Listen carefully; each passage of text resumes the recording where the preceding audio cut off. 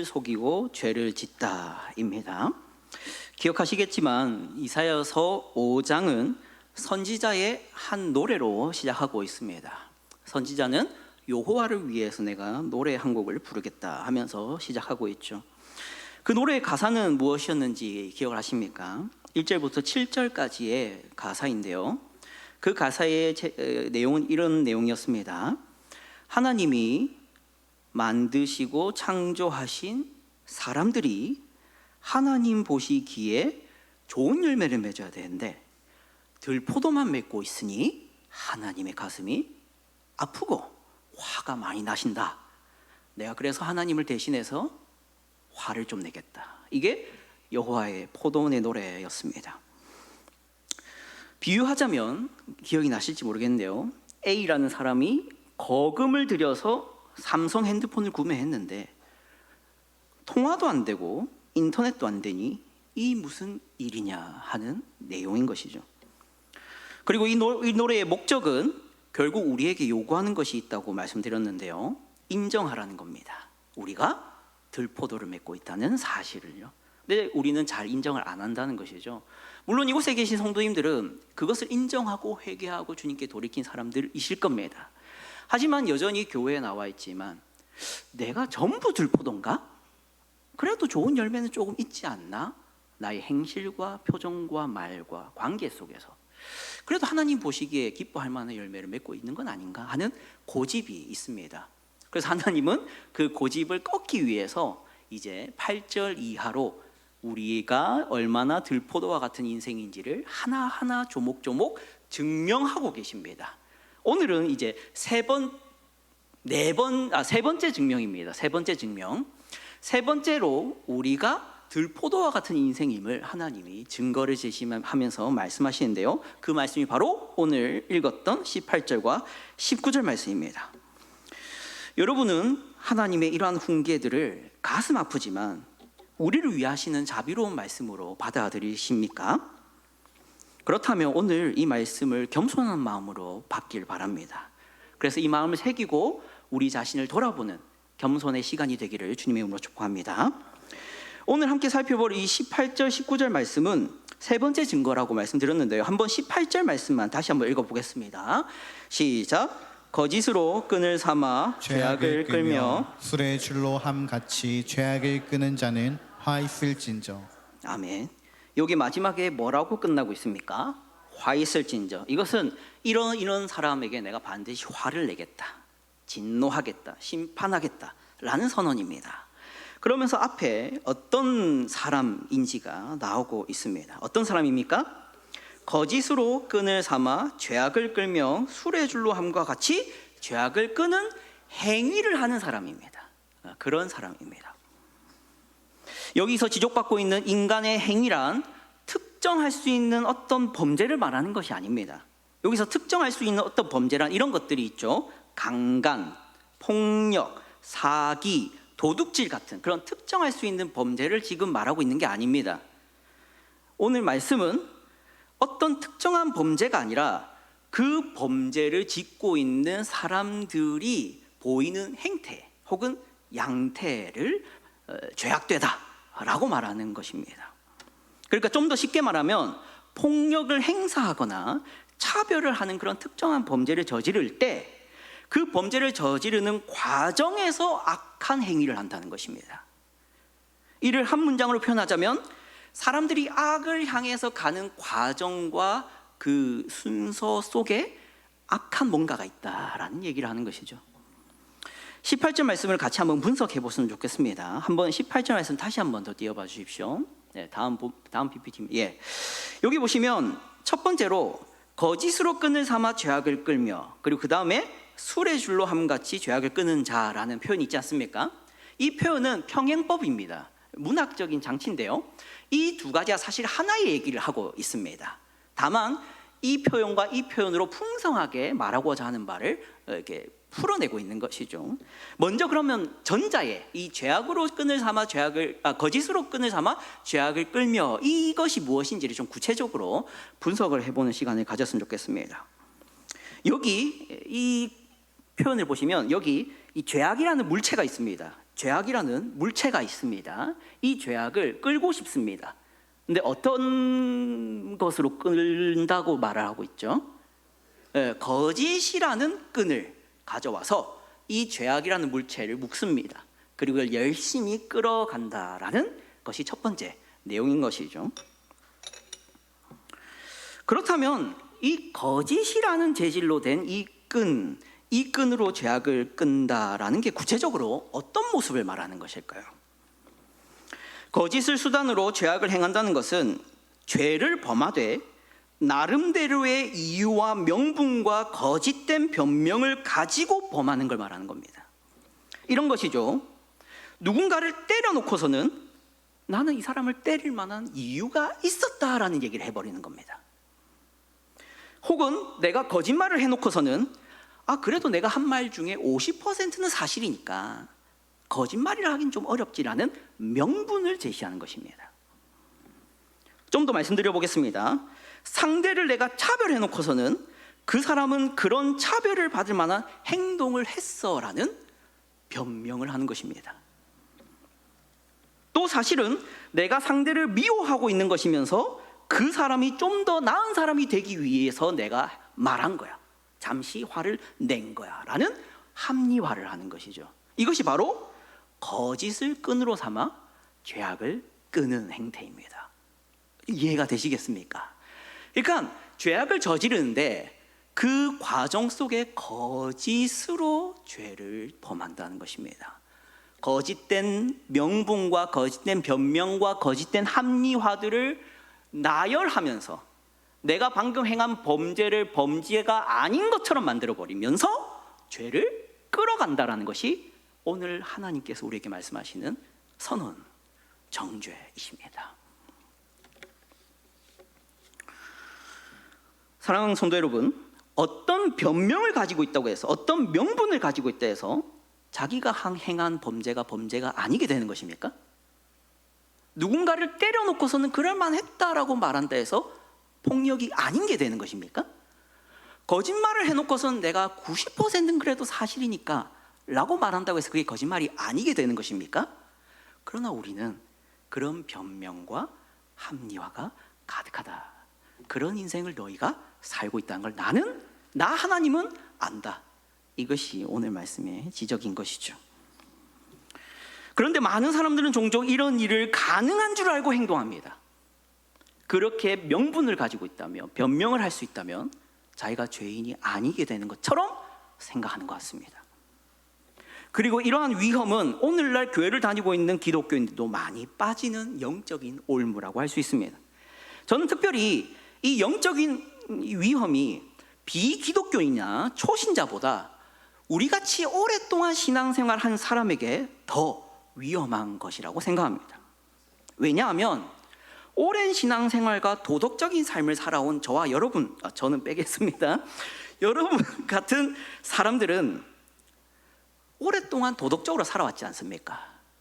오랫동안 그래도 순종하며 살아온 인생이 있지 않습니까?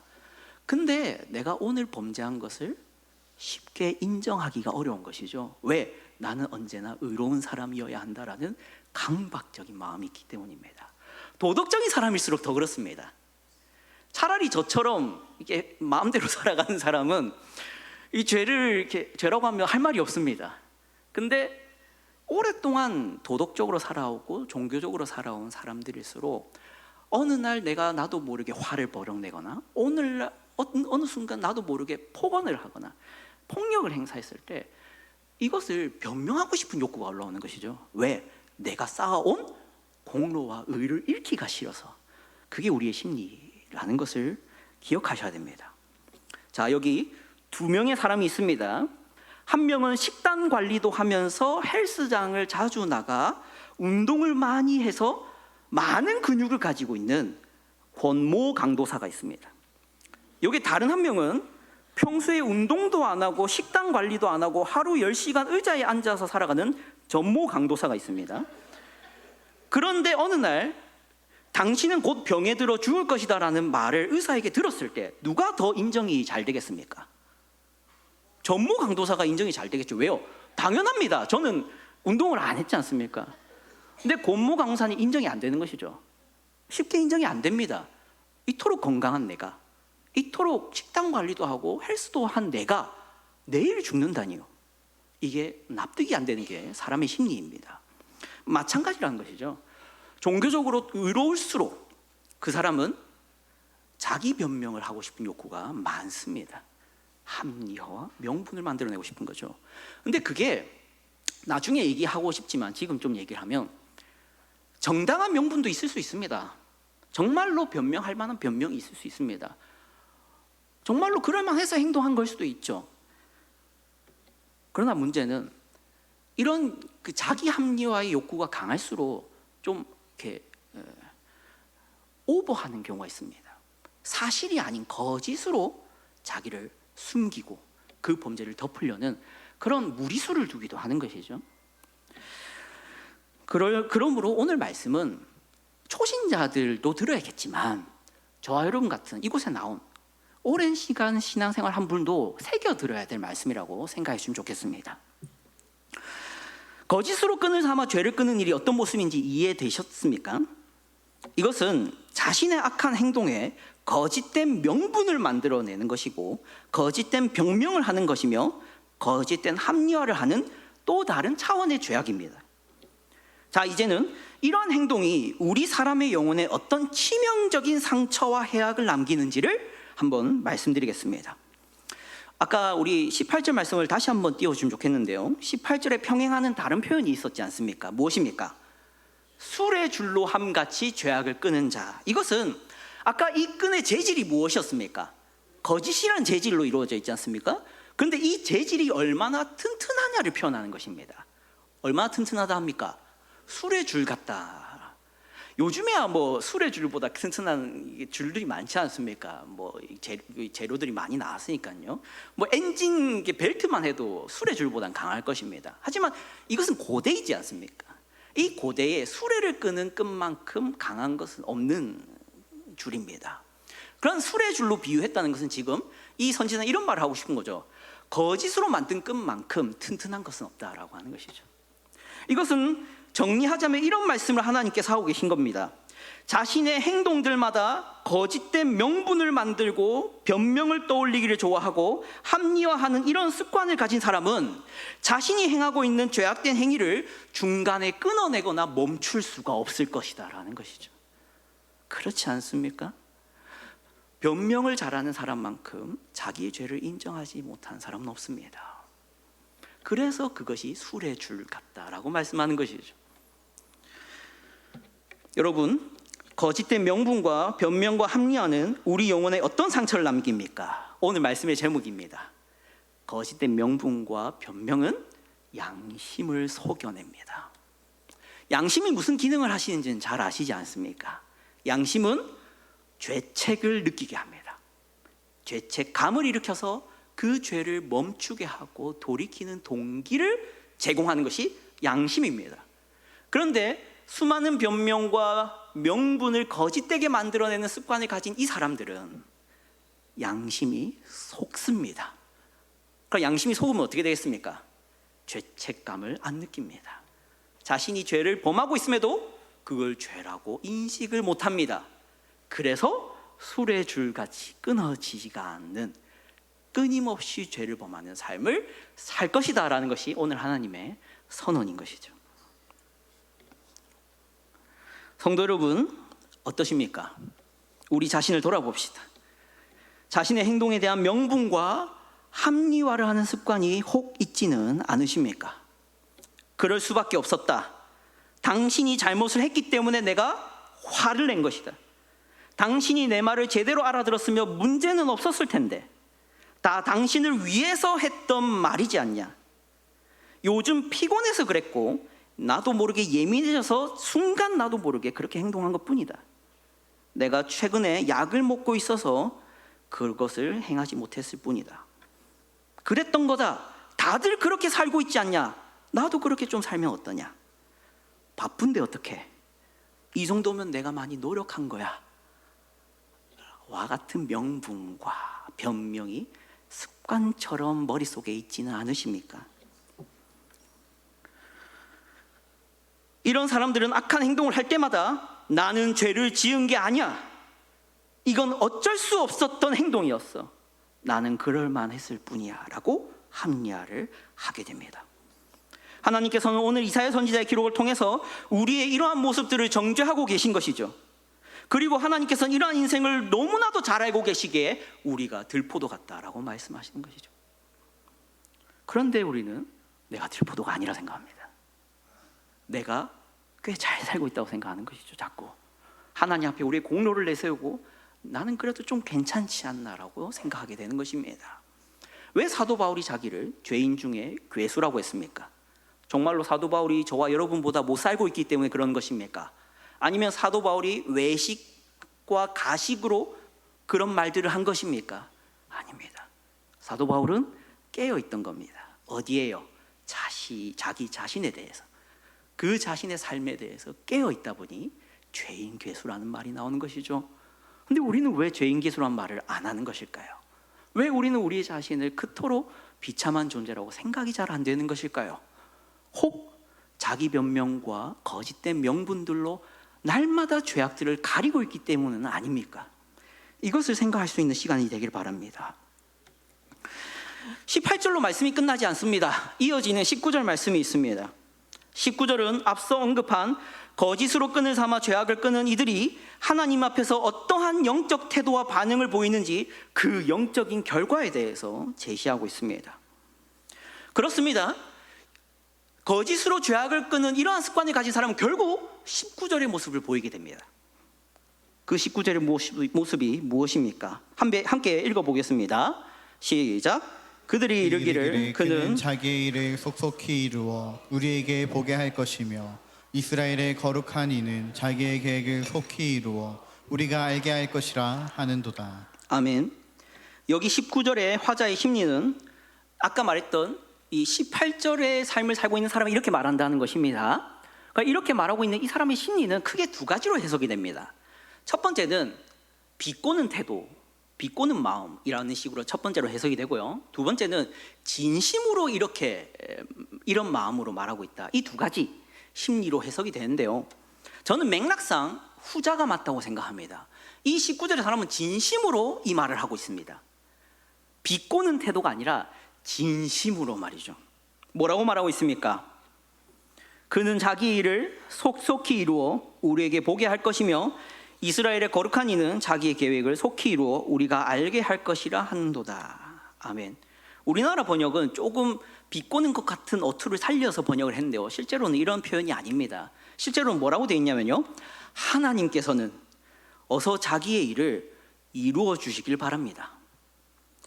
이스라엘의 거룩한 하나님께서는 자기가 우리에게 약속하셨던 그 계획을, 그분이 우리에게 약속하신 그 계획을 속히 우리에게 보게 해주시길 원합니다 라는 기도의 내용입니다. 오늘날로 말하면 무엇입니까? 마라나타, 아멘 주 예수여 어서 오시옵소서. 저는 종말을 어서 임하기를 고대합니다. 그 종말과 심판이 어서 임하기를 원합니다. 하나님 약속하셨지 않습니까? 죄인들을 심판하시고 의인들을 복 주시기로 약속하셨지 않습니까? 저는 그날이 오늘 임하기를 원합니다. 이 말을 한다라는 것이죠. 어떻게 보이십니까? 참 신앙인으로 보이십니까? 참 신앙인으로 보이실 수도 있습니다. 그러나 이 모습은 절대 올바른 태도가 아니라는 것을 알아야 됩니다. 이 지점에서 이런 생각을 하시는 분도 계실 것입니다. 그리스도인이라면 하나님 나라를 소망하고 그 나라가 속히 임하기를 고대하는 태도로 살아가는 게 맞지 않는가 하는 생각입니다. 맞습니다. 그리스도인이라면 모두 하나님 나라를 고대하며 그 종말이 어서 임하기를 고대하면서 살아가는 태도를 보여야 합니다. 그러나 이러한 동기에서 나와서는 안 됩니다. 어떠한 동기입니까? 하나님 나라를 뻔뻔한 태도로, 당연한 것처럼, 나는 당연히 구원을 얻을 것이고 나는 당연히 칭찬받을 것이며 내가 그 날에 아무런 두려움과 떨림을 가질 필요는 없다라는 그런 안일한 태도로, 그러한 동기로 이런 말을 해서는 안 됩니다. 오늘 19절의 이 본문의 이 사람은 그러한 태도로 말하고 있는 것입니다. 아까 18절에 어떤 사람이라 했습니까? 이 사람은 자신이 범하고 있는 죄를 죄라고 인정하는 사람입니까? 그렇지 않습니다. 자기를 거짓되게 속이고 있기 때문에 그 사람은 자기가 죄를 지은 줄을 모릅니다. 그리고 이렇게 말하는 것이죠. 하나님 나라가 임하면 너는 괜찮을 겁니다 라고 말하는 것입니다. 이것은 자기는 괜찮을 거다라는 그러한 교만한 생각이 있는 태도인 것이죠. 양정제일교회 성도 여러분, 우리가 용서를 받는다면 그것은 당연한 일이겠습니까? 아닙니다. 우리가 구원을 받는다면 그것은 너무나도 마땅히 받아야 될 것을 받은 것입니까? 아닙니다. 우리가 하나님 나라의 잔치에 참여하게 된다면 우리는 너무나도 자연스럽게 상석에 가서 앉는 태도로 보이면 되겠습니까? 그렇지 않습니다. 우리는 그저 은혜로 받고 있는 것입니다. 예수 그리스도의 희생으로 나의 공로나 나의 의로움이 아니라 오직 예수 그리스도의 의로움으로 나는 날마다 죄를 범하지만 하나님의 어린 양의 희생값을 받으셨으므로 우리는 그 나라의 그 잔치에 참여할 수가 있는 것입니다. 그렇다면 우리는 당연히 내가 그날에 용서받을 거라고 생각하면서 뻔뻔하게 그날을 고대하면 되겠습니까? 그렇지 않습니다. 사도 바울은 구원을, 하나님 나라를, 종말을 생각하는 신자의 올바른 태도를 다음과 같이 말합니다. 빌립보서 2장 12절 말씀입니다. 함께 읽겠습니다. 시작. 그러므로 나의 사랑하는 자들아, 너희가 나 있을 때뿐 아니라 더욱 지금 나 없을 때에도 항상 복종하여 두렵고 떨림으로 너희 구원을 이루라. 아멘. 사도 바울은 절대 이렇게 말하지 않았습니다. 너희는 이미 예수 그리스도를 믿고 구원을 받았으니 이제는 아멘 주 예수여 어서 오시옵소서, 나는 당연히 구원받을 것입니다 하면서 가만히 있어도 된다라고 말했습니까? 그렇지 않습니다. 뭐라고 말했습니까? 두렵고 떨림으로 너희 구원을 이루어라 라고 말합니다. 신자는 어떤 태도로 종말을 기다려야 됩니까? 두렵고 떨림으로입니다. 그러나 19절의 말씀의 사람은 자기가 범죄한 기억이 없으니까, 자기가 죄를 지었다는 생각을 못하니까 거짓과 명분과 변명들로 합리화되어 있으니 자신이 의인인 줄 아는 것입니다. 그러면 하나님이 임했을 때 칭찬만 들을 줄 아는 것이죠. 그래서 두려움이 없이 떨림이 없이 아멘 주 예수여 오시옵소서, 어서 오시옵소서, 어서 심판하십시오, 이런 뻔뻔한 교만한 소리를 한다라는 것이죠. 설교를 마무리하면서 받은 말씀을 두고 두 가지 구체적인 지침을 드리고자 합니다. 첫 번째는 이러한 적용입니다. 여러분의 행동들에 거짓된 명분과 거짓된 변명과 거짓된 합리화를 가지는 그런 습관을 버리십시오. 여기서 다만 주의해야 할 것은 아까 말씀드렸다시피 정당한 명분도 있습니다. 정말로 그러한 변명도 있습니다. 하지만 오늘 본문이 분명히 말하는 것은 거짓된 변명도 있다는 것입니다. 거짓된 명분을 가져올 때도 있다라는 것입니다. 하나님이 말씀하십니다.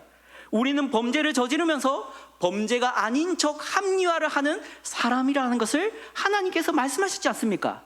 그러면 우리는 항상 내가 떠올리는 명분과 그럴싸한 이유들이 거짓일 수도 있다라는 의심을 할 줄 알아야 된다는 것입니다. 그것이 오늘 하나님께서 우리에게 요구하시는 첫 번째 지침인 것이죠. 두 번째 적용은 이것입니다. 오늘 이 선지자가 제시하는 이러한 증거들, 오늘은 세 번째 증거라 했지 않습니까? 이러한 증거들을 통해 우리 자신을 점검하고 우리의 인생이 사실 들포도와 같다는 것을 겸손히 인정하는 저 여러분이 되기를 바랍니다. 결국 오늘 말씀에 기록된 이 정죄와 경고는 맥락을 고려하면 세 번째 증거일 뿐입니다. 결국 이 증거를 제시하는 목적이 무엇입니까? 너희가 좋은 열매를 맺지 않는다, 너희는 내 앞에서 항상 들포도만 맺고 있다, 그러면 어떻게 하라는 것입니까? 그냥 들포도만 맺고 있으니 심판이나 기다리고 있어라, 이런 말이겠습니까? 그렇지 않습니다. 어떻게 하라는 것입니까? 겸손히 은혜를 구하며 용서를 구하며 하나님의 자비를 구하며 그분의 아들 예수 그리스도를 믿으며 그 믿음으로 말미암아 우리를 대신에 매맞으신, 우리를 대신에 심판받으신, 우리를 대신에 하나님의 모든 진노를 쏟은 바 되신 누구? 우리 주 예수 그리스도를 믿음으로 마치 노아가 방주 안에 들어가 하나님의 진노의 비를 피했듯이 그리스도 안에 거하여 나의 모든 진노로부터 피하라. 이것이 하나님의 궁극적인 뜻이요 계획입니다. 이러한 복음의 진리 속에서 기쁨과 감격으로 살아가시는 저와 여러분 되기를 주님의 이름으로 축복합니다. 기도하겠습니다. 공의와 정의의 하나님, 오늘도 우리의 교묘한 죄악과 은밀한 죄악을 깨닫게 하심에 참으로 감사합니다. 더 악한 길로 달려가지 않도록 우리를 막아주시옵소서. 하나님께 용서를 구하는 일을 중단하지 않게 하여 주시옵소서. 내 인생이 오직 하나님께 의존해서만 살 수 있음을 인정하게 하여 주시옵소서. 그러한 참된 신앙으로 살아가는 하나님의 자녀가 되게 하여 주시옵소서. 예수 그리스도 이름으로 기도드립니다. 아멘.